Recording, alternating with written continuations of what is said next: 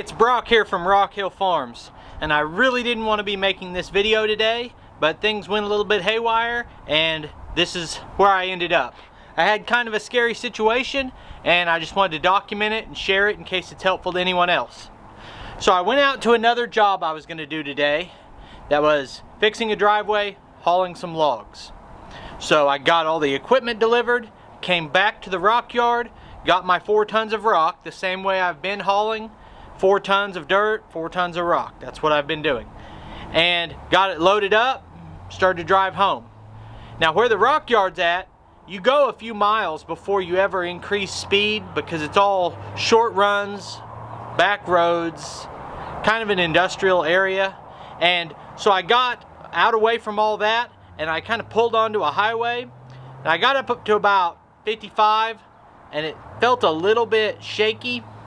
Then I got up to 60 and the trailer started weaving like crazy, and I thought, all right, I'm just gonna ease into a stop here, get onto the shoulder, and right after that the car in front of me decided to stop and turn. So that left me needing to stop, but the trailer was still just walking around. So it was really a scary situation. Pulled off the road, said, you know, did I break something or what happened? And I'll show you what the answer is as far as what happened. Alright, so I've got my 4 tons of rock loaded. When you're at the rock yard, they've got signs up that says don't exit your vehicle in the loading and unloading area. You go from that onto a scale, then pull out onto the road. I looked in the mirror. I'd watched a video about the dangers of having this load be off center and then trying to lift, that you can actually flip your trailer or damage your trailer. So I checked the mirror, said, all right, we're dead center on this pile, should be good. But I didn't get out of the vehicle and look at it. What you've got here is a big gap with no rock in it. And then at the back, the rock is taller than the tailgate, which is 2 foot. So all of this weight is at the back and I've got no tongue weight. And this trailer is rated to haul 5 tons, but with the tow capacity of the vehicle, I shouldn't have more than 4. This is 4 tons, so I'm at my max tow capacity. And when you're at max capacity, it's important that you've got your load centered on the trailer. I didn't get out and check. It was almost a very dangerous situation. Or it was a dangerous situation. It just could have ended worse than it did. Now that leaves me 30 miles from my tractor. So I can't push this rock forward with the tractor. I could go back to the rock yard, but that would require me to get back on that highway. And, you know, I could turn my flashers on, go slow, go back to the rock yard, see if they have a smaller piece of equipment that they can use to level this load out. Just not a great solution either. So what I did was just pull off the road. I stopped at a Lowe's right over here, and I bought a shovel and a rock rake.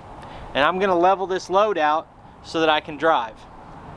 My day had already been haywire, nothing going according to plan, nothing going on schedule. I was getting a late start, but I still figured I could get everything done today that I wanted to.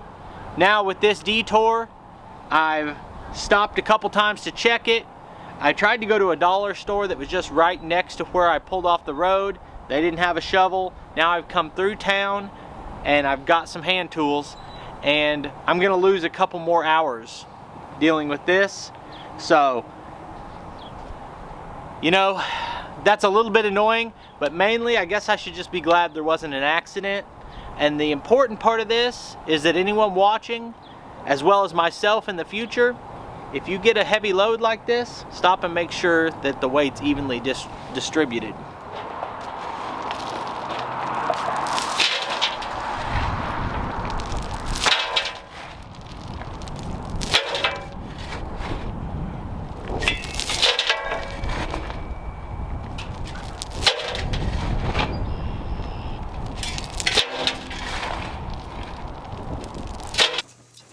I really don't think I'm overselling how out of control it felt pulling the trailer with all the weight at the back. I actually thought that I'd blown a tire on the trailer, or even though the trailer's brand new, I thought one of the axles had come unbolted or a shackle had broken or something, because it was completely uncontrollable. Even as I was trying to slow down, it was just swinging back and forth side to side. And when I realized I was going to have to stop, I was afraid to push the brake pedal because I wasn't sure what was going to happen. Once I made the decision to shovel this up towards the front, I think it probably only took about 20 minutes maybe of shoveling to get this load redistributed so I could get back on the road. I know that from now on I'll be checking my load before I leave the rock yard, and I'll probably have a shovel with me just in case.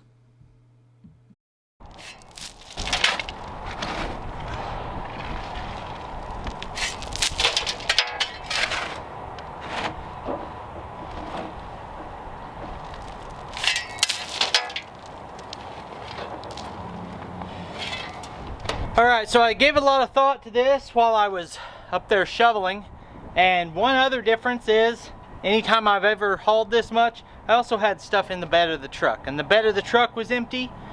So being 400 or 500 pounds light there, while overall being good for the total weight being towed, it wasn't helping my tongue weight situation.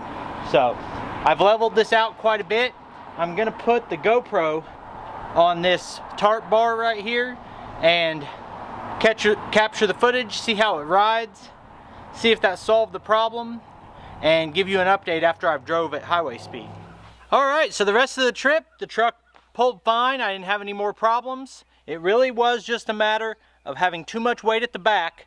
The amount of rock that I moved up here with my shovel was enough to balance it out, and I didn't have any more problems. So I felt like this was something that was important enough for people to watch, especially if you're thinking about getting a dump trailer or you've been in the habit of using it a certain way.